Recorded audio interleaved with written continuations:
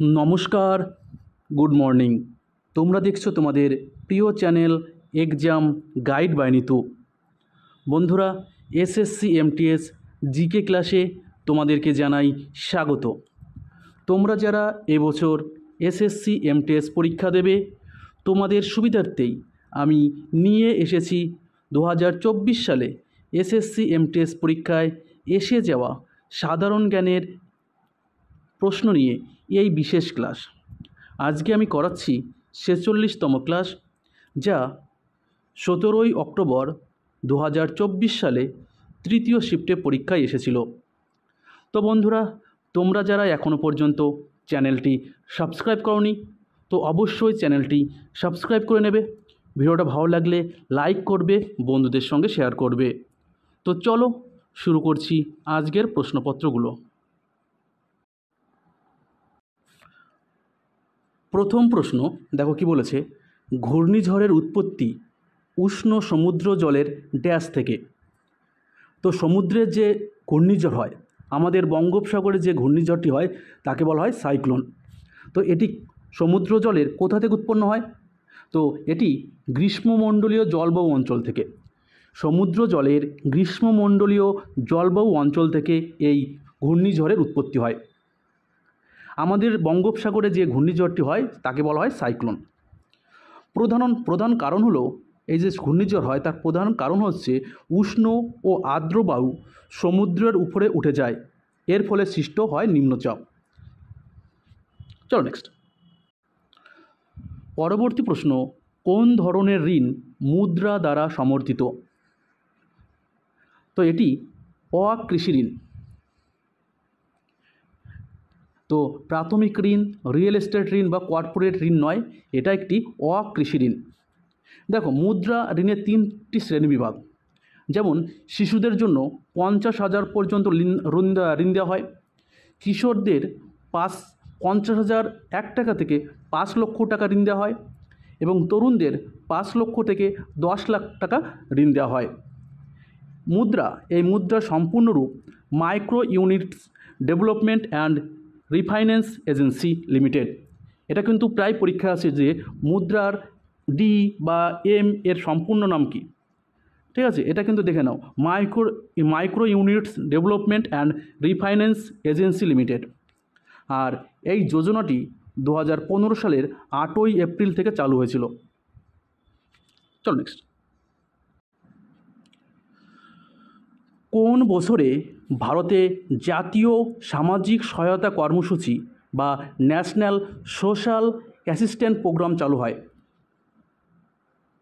তো এটি চালু হয় 1995 সালে। তো সঠিক উত্তর হবে 1995।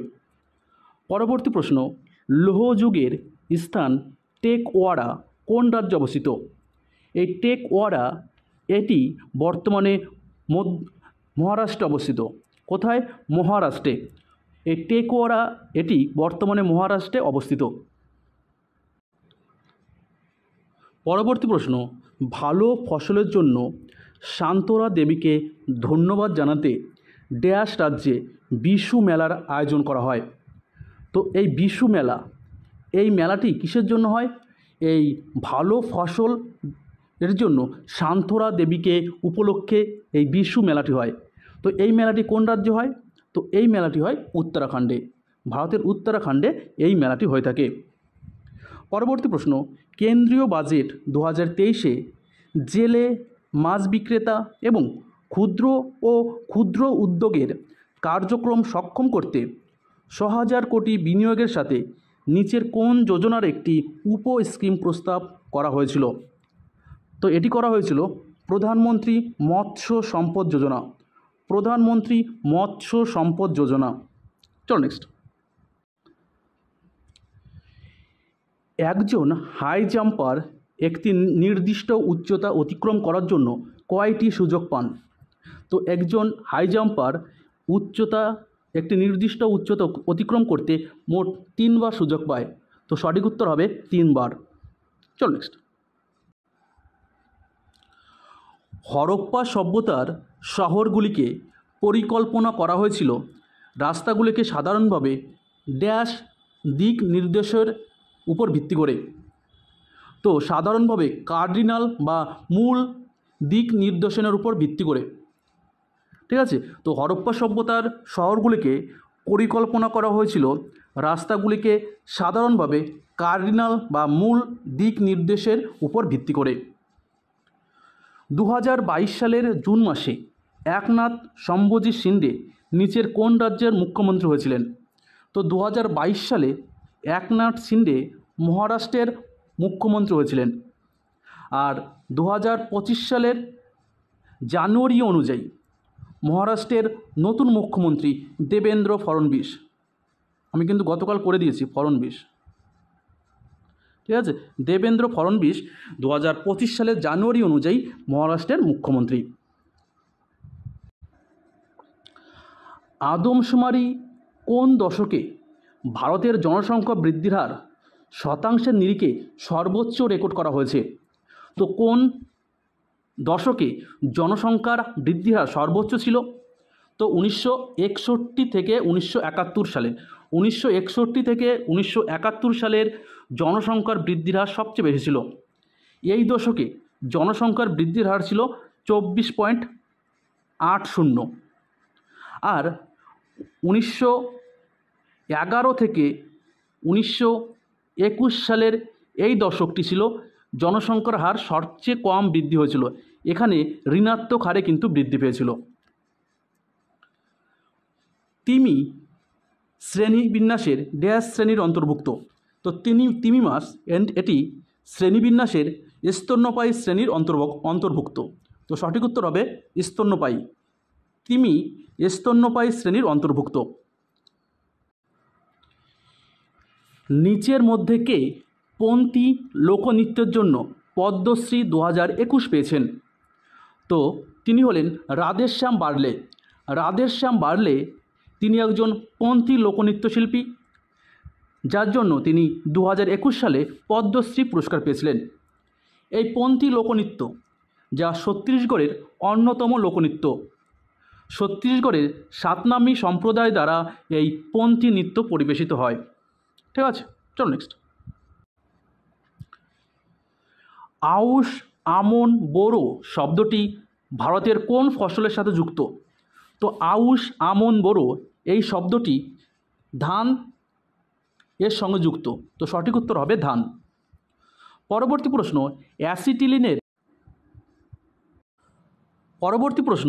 অ্যাসিটিলিনের কার্বন পরমাণুতে এস অক্ষরের শতাংশ কত? তো এস অক্ষরের শতাংশ হচ্ছে 50%।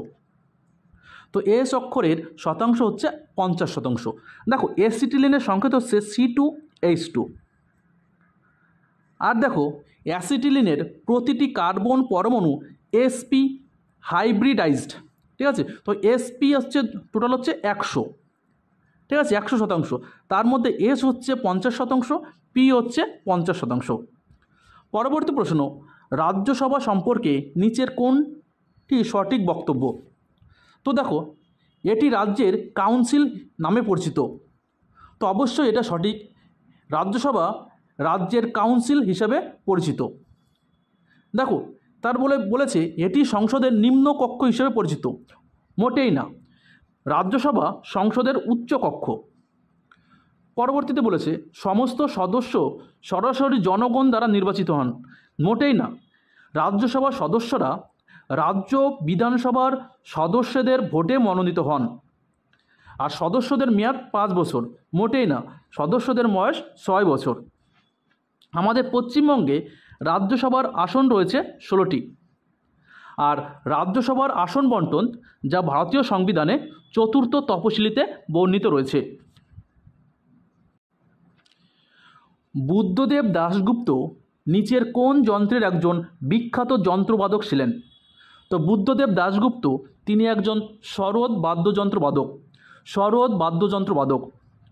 পরবর্তী প্রশ্ন, নিচের কোন মুঘল সম্রাট তার স্ত্রী মেহেরুন্নিসার সম্মানে রৌপ্য মুদ্রা জারি করেছিলেন?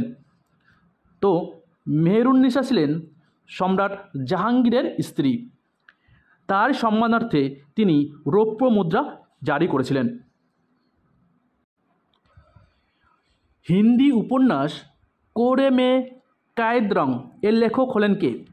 কোরে মে কায়েদরং এর লেখক হচ্ছেন গোবিন্দ মিস্ত্রি। তো সঠিক উত্তর হবে গোবিন্দ মিস্ত্রি।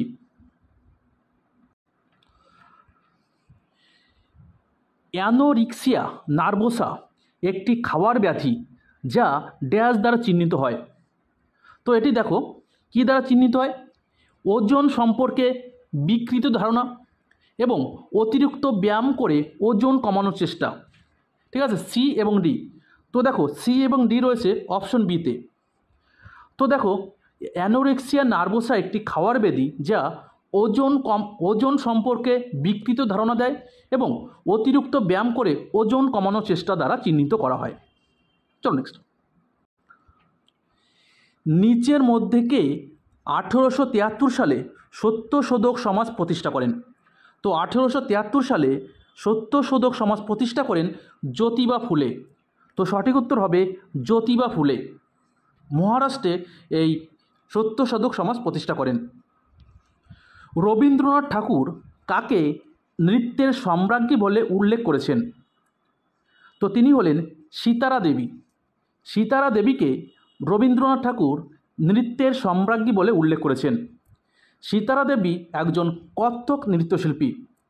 কত্থক ভারতের বা উত্তরপ্রদেশের একটি শাস্ত্রীয় নৃত্য। রুক্মিণী দেবী অরুণ্ডালে তিনি ভারতনাট্যম নৃত্যশিল্পী। তোমরা বলবে তো মৃণালিনী সারাভাই কোন নাচের সঙ্গে যুক্ত? মৃণালিনী সারাভাই অবশ্যই কমেন্ট করে বলবে।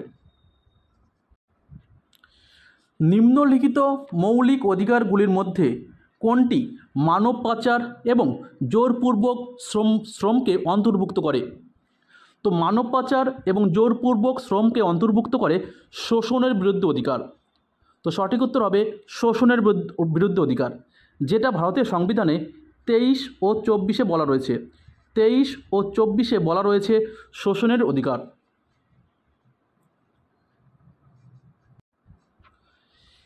নিচের মধ্যে কে এশিয়াটিক সোসাইটি অফ বেঙ্গল প্রতিষ্ঠা করেন? তো এশিয়াটিক সোসাইটি অফ বেঙ্গল প্রতিষ্ঠা করেন উইলিয়াম জোন্স। তো সঠিক উত্তর হবে William Jones. William Jones Asiatic society of Bengal প্রতিষ্ঠা করেন 15 জানুয়ারি 1784 সালে। পরবর্তী প্রশ্ন, উজ্জ্বলা 2023 সালে অনুষ্ঠিত কোন জাতীয় ক্রীড়া প্রতিযোগিতার ম্যাসকট ছিল? তো উজ্জ্বলা ছিল খেলো ইন্ডিয়া প্যারা গেমস 2023-এর ম্যাসকট। খেলো ইন্ডিয়া প্যারা গেমস 2023-এর ম্যাসকট ছিল এই উজ্জ্বলা। পরবর্তী প্রশ্ন, নিচের কোনটি ভারতের ভৌতিক বিভাগ নয় বা ভৌগোলিক বিভাগ নয়? তো দেখো তিব্বত মালভূমি কিন্তু ভারতের ভৌগোলিক বিভাগ নয়। উত্তর সমভূমি, উপদ্বীপীয় মালভূমি এবং হিমালয় পর্বতমালা এগুলো কিন্তু ভারতের ভৌগোলিক বিভাগের অন্তর্ভুক্ত। তো বন্ধুরা ভিডিওটা এই পর্যন্তই। ভিডিওটা ভালো লাগলে লাইক করবে, বন্ধুদের সঙ্গে শেয়ার করবে। আবার দেখা হচ্ছে আগামীকাল। তখন ভালো থাকবে, সুস্থ থাকবে। ধন্যবাদ।